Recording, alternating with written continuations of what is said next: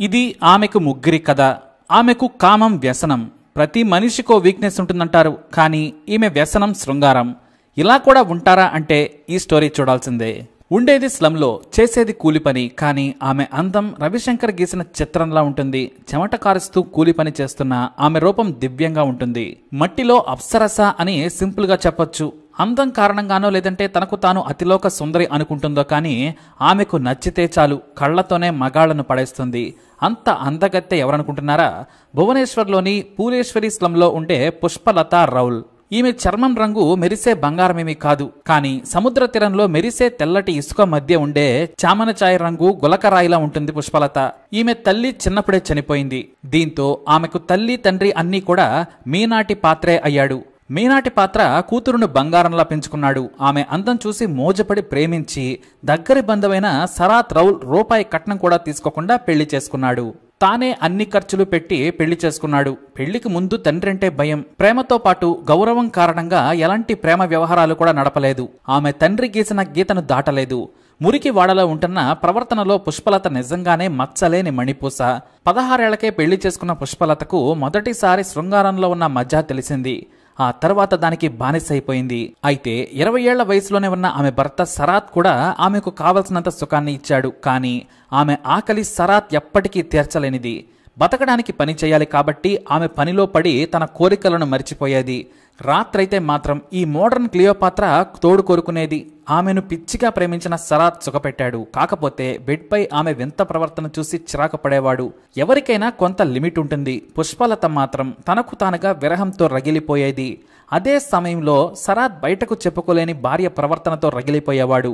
ఆమె మీద చివరకు అతనికి చిరాకు కలిగింది. దీంతో సీరియస్ వార్నింగ్ ఇచ్చి పద్ధతిగా ఉండమని చెప్పడం మొదలుపెట్టాడు. పెళ్లై 4 ఏళ్లైనా సంతానం మాత్రం కలగలేదు. ఓవైపు సరాత్ ప్రాణంగా ప్రేమించిన ఇంటి పక్కనే ఉండే మరో యువకుడైన సంజయ్ను తన చూపులతో పడగొట్టింది. మంచి చీర, నగలు పుష్పలతకు పెట్టాలి, కానీ ఆమె చిత్రం గీయడానికి రవివర్మ మళ్లీ పుట్టాల్సిందే. ఆమె అందానికి కాదు, చూపులకే ఏ మగాడైనా ఫ్లాట్ కావాల్సిందే. అలాంటిది కన్స్ట్రక్షన్ కంపెనీలో పనిచేసే సంజయ్ను మోహించింది. తండ్రి భర్త ఉండగానే అతని గదిలోకి ఏదో వంకతో వెళ్లేది పుష్పలత. దీంతో చిరాకు పడి పరువు పోగొట్టుకోవడం కంటే వెళ్లిపోవడం మంచిదని సరాత్ చెప్పా పెట్టకుండా వెళ్లిపోయాడు. 6 నెలలైనా అతని జాడలేదు. అతని తల్లిదండ్రులను సంప్రదిస్తే నీ కూతురు మదపిచ్చి తగ్గించుకోమని సలహా ఇచ్చారట. దీంతో పుష్పలత తండ్రి మీనాటి పాత్ర తలదించుకోవాల్సిన పరిస్థితులు ఏర్పడ్డాయి. ఇక ఆమె మొదటి భర్త వెళ్లిపోవడంతో సంజయ్ ఇంట్లోనే ఎక్కువగా గడిపేది. దీంతో ఆమె తండ్రి ఆమెకు వార్నింగ్ ఇచ్చాడు. ఇలాంటి ప్రవర్తన తనకు నచ్చదని చెప్పాడు. ఆ మాట అన్న మరునాడే సంజయ్తో కలిసి లేచిపోయింది.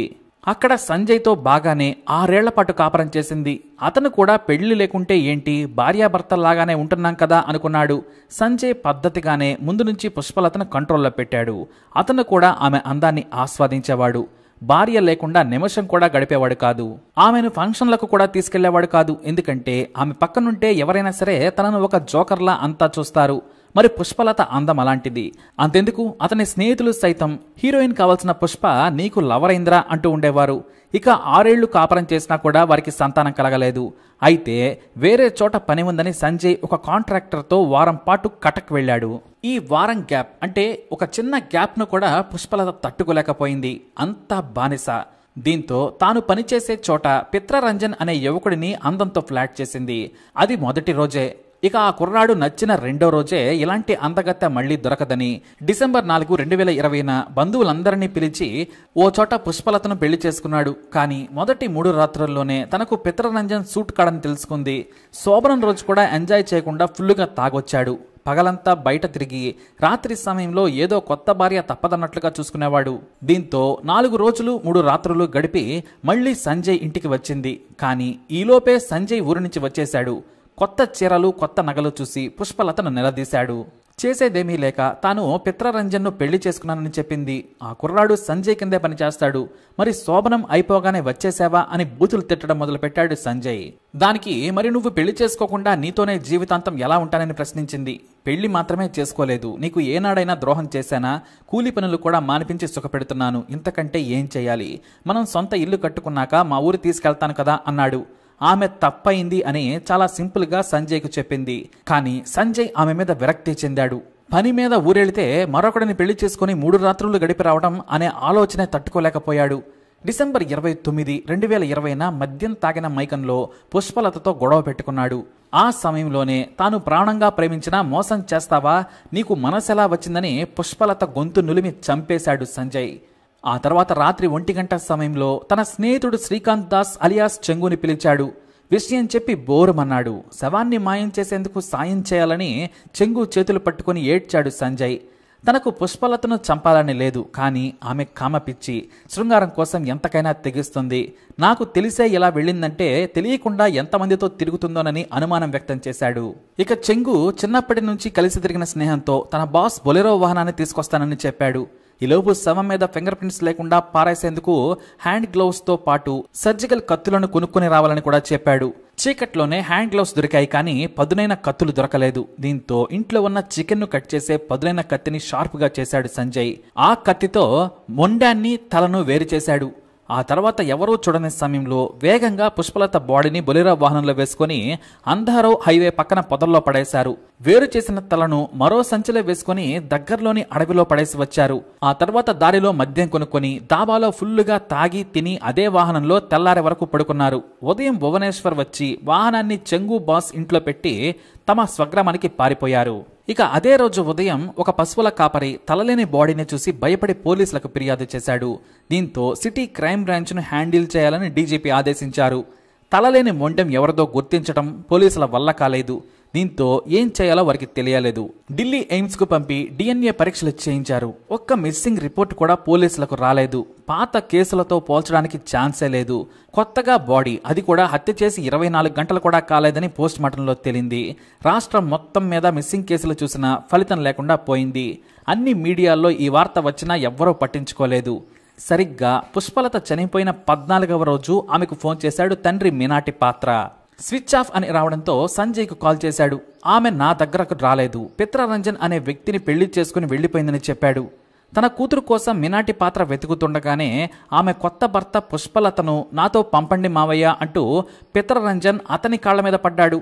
అసలు ఈ పిత్రరంజన్తో పుష్పలత పెళ్లి జరిగిన విషయం కూడా అతనికి తెలియదు. పుష్పలత నా దగ్గర లేదు, మీ ఇంట్లో ఉందని సంజయ్ చెప్పాడని మీనాటి పాత్ర అన్నాడు. అతనెవరు అని పిత్రరంజన్ అడగడంతో అతను పుష్పలత రెండో భర్త అని చెప్పాడు. దీంతో పిత్రరంజన్కు ఫ్యూజులు ఎగిరిపోయాయి. నాతో పెళ్లి కాలేదని, ఇదే మొదటి పెళ్లి అని చెప్పి పుష్పలత నన్ను పెళ్లి చేసుకుందని పిత్రరంజన్ ఆమె తండ్రిపై సీరియస్ అయ్యాడు. ఆ తర్వాత పోలీసులకు కంప్లైంట్ చేద్దాం పదా అన్నాడు. నేను రానని పుష్పలత తండ్రి చెప్పాడు. నువ్వు రాకుంటే ఆమె కనిపించడం లేదని నన్ను అనుమానిస్తారు, నువ్వు రావాలని పిత్రరంజన్ ఒత్తిడి చేయడంతో ఇద్దరూ కూడా పోలీసులకు ఫిర్యాదు చేశారు. తమ కూతురు కనిపించడం లేదని ఫోటో ఇచ్చి భువనేశ్వర్లోని ఖాందగిరి పోలీసులకు ఫిర్యాదు చేశాడు పుష్పలత తండ్రి. ఆ ఫోటోను చూడగానే క్రైమ్ బ్రాంచ్ పోలీసులకు సమాచారం ఇచ్చారు. వాళ్లు ప్రభుత్వ ఆసుపత్రిలో మార్చరీలో ఉన్న తలలేని మొండాన్ని చూపించి గుర్తుపట్టాలని కోరగా తన కూతురిదేనని చెప్పి విలపించాడు పుష్పలత తండ్రి. తనకున్న గుర్తులతో అతను సరిపోలి చూశాడు. ఆ బాడీ ఆమెదే. ఇక మీకు ఎవరి మీద అనుమానం ఉంది అంటే తమకు సంజయ్ మీద అనుమానం ఉంది అని అతను చెప్పడం జరిగింది. దీంతో ప్రత్యేక బృందాలు సంజయ్ కోసం గాలింపు చేపట్టారు. అతని ఫోన్ స్విచ్ ఆఫ్ అని ఉండడంతో అతనే హంతకుడని గుర్తించారు. 10 మంది పోలీసుల బృందం ఇంటెలిజెన్స్ సాయంతో తన సొంత గ్రామమైన దసపల్లాలో మూకుమడిగా దాడి చేసి సంజయ్ను అరెస్టు చేశారు. అక్కడే స్థానిక పోలీస్ స్టేషన్లో పోలీసులు ట్రీట్మెంట్ ఇవ్వడంతో క్లియోపాత్ర పుష్పలత స్టోరీ మొత్తం చెప్పుకొచ్చాడు. నేను ప్రేమించిన నన్ను మోసం చేసింది, ఆమెకు శృంగార పిచ్చి, అయినా నాకు అదే నచ్చింది. అందం తెలివి ఉన్నా నిలకడ సహనం లేదు. కోరికలను అణుచుకోవడం ఆమె వల్ల కాదు. అయినా నేను ఆమె అందానికి మంచితనానికి మురిసిపోయి తనతోనే ఉన్నాను. కానీ నా ప్రేమను మోసం చేసిందని కోపంలో చంపేశానని చెప్పాడు. ఇక అడవిలో తలను విసిరేశానని లొకేషన్కు తీసుకెళ్లినా అది దొరకలేదు. క్రూర మృగాలు ఎత్తుకెళ్లి ఉంటాయని పోలీసులు భావించారు. మొదట తన స్నేహితుడు చెంగును కేసులో ఇరకుంచొద్దని భావించాడు సంజయ్. అతన్ని జైలు పాలు చేయకూడదని అబద్ధమాడినా శవాన్ని ఎలా తరలించావో చెప్పాలని పోలీసులు కొట్టడంతో నిజం చెప్పాడు.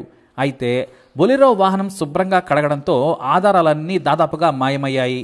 అయితే గ్లౌస్ తో పాటు కత్తిని కూడా స్వాధీనం చేసుకున్నారు పోలీసులు. బొలెరో వాహనంలో తలను తరలించే సమయంలో పుష్పలత రక్తపు మరకలు సీటు కింద దొరికాయి. క్లీన్ చేసినా అవి పూర్తిగా పోలేదు.